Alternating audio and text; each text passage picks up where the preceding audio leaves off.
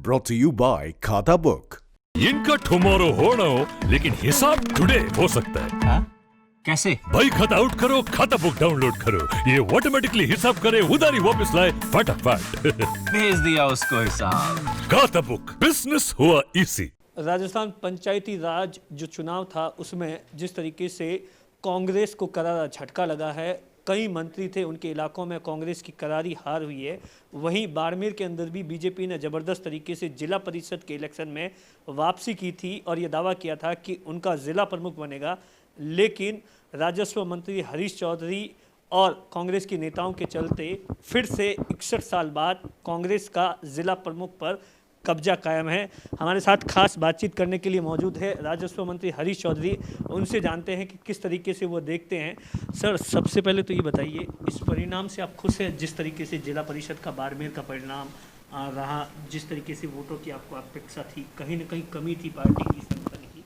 जो नतीजे थे उससे मैं संतुष्ट नहीं था, पर अगर मैं तुलना किससे करूं ये सवाल है। अगर तुलना में मेरी विधानसभा चुनाव से करूं तो मैं संतुष्ट हूं। मैं ज़िले का अगर मैं विधानसभा चुनाव से करूं तो मैं संतुष्ट नहीं हूं। ज़िले का मैं लोकसभा चुनाव से करूं तो मैं संतुष्ट हूं। तो किस रेफरेंस में मैं तुलना करूं, ये सवाल ये आता है। कमी कहाँ रह गई? नहीं, कमी तो है ही है। आज बाइतू के लोगों ने जो मेरी इन पंचायत राज के अंदर जो मदद करी है, वोट दिए, उसमें मुझे नहीं लगता बाइतू के कांग्रेस के संगठन, कांग्रेस के कार्यकर्ताओं ने कहीं भी कमी छोड़ी है। सर, जिस तरीके से चौहटन हो या सिवाना में समदड़ी हो या कल्याणपुर हो, उसका रिजल्ट किस तरीके से देखते हैं आप?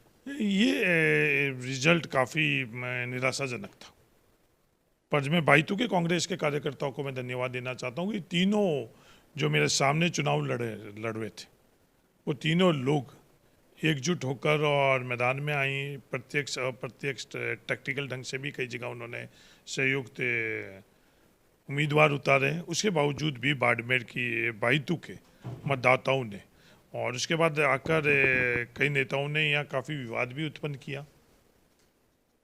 तो वो सब प्रायोजित विवाद के बावजूद भी बाइतू के लोगों ने जो इन पंचायती राज के अंदर कांग्रेस के ऊपर विश्वास रखा है, उसके लिए मैं बाइतू की जनता को आभार व्यक्त करना चाहता हूँ। सर, जब जिला परिषद की काउंटिंग हुई, शाम हो गई, देर रात हो गई, उस वक्त ये था आंकड़ा 18 और 1। उस वक्त क्या मन में आया? नहीं, 18-18-1 तो नतीजा था, पर 18-18-1 नतीजा और जिला प्रमुख का जो फैसला 21-16, ये मेरे को पूर्ण अनुमान भी मेरा था। कारण ये कि कई लोग जो वैचारिक तौर के ऊपर विचारधारा से कांग्रेस पार्टी से जुड़े थे और उसके बावजूद हम लोगों से कोई फैसलों में त्रुटि हुई, इसके कारण उन्होंने भारतीय जनता पार्टी में जाकर टिकट लिए, जीते। पर उन्होंने कांग्रेस को जब अंदर जाकर उन्होंने देखा तो उनको लगा कि कांग्रेस पार्टी की विचारधारा, कांग्रेस पार्टी बेहतर है।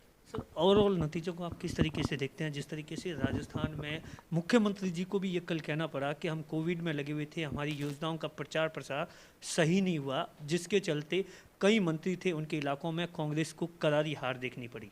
अशोक गहलोत जी ने बिल्कुल स्पष्ट ये बात करी कि कोविड आपदा का समय, इस वक्त हम लोगों को संयुक्त सबको शामिल होकर और इस आपदा से मुकाबला करना चाहिए और एक गैर राजनीतिक उन्होंने व्यवस्थाएं करी। और उन्होंने पिछले जो 8 महीने से कोविड के कारण जो फैसले हुए हैं, जो व्यवस्थाएं हुई है, वो श्रेय लेने की जगह सामूहिक तौर पर उनका प्रयास रहा है।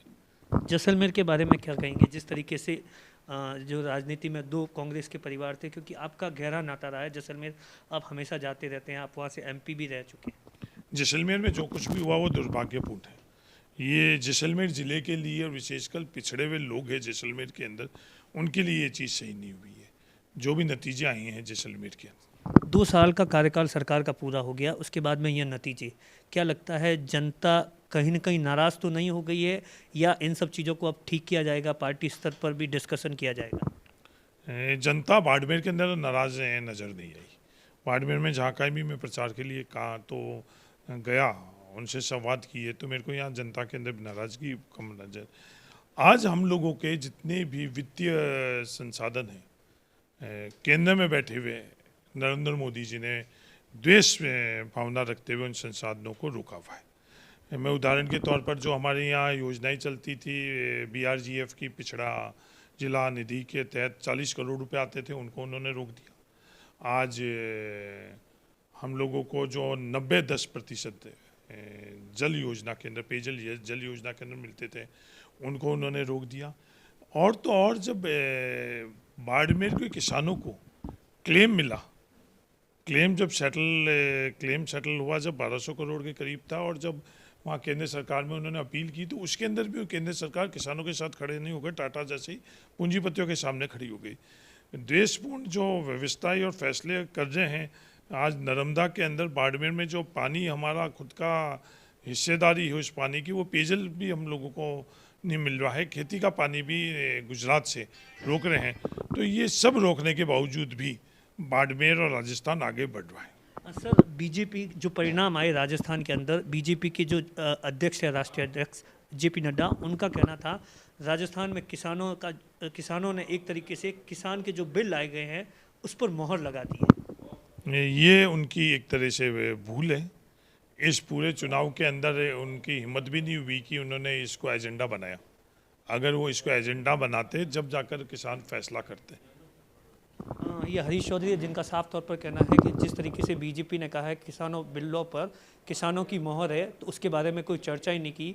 वहीं हरीश चौधरी ने साफ तौर पर कहा कि जिस तरीके से जो बाड़मेर के अंदर परिणाम आए हैं उनसे वो संतुष्ट नहीं है, लेकिन सरकार कोविड के चलते इस बात का प्रचार प्रसार नहीं कर पाई। दिनेश वोरा, बाड़मेर, राजस्थान तक।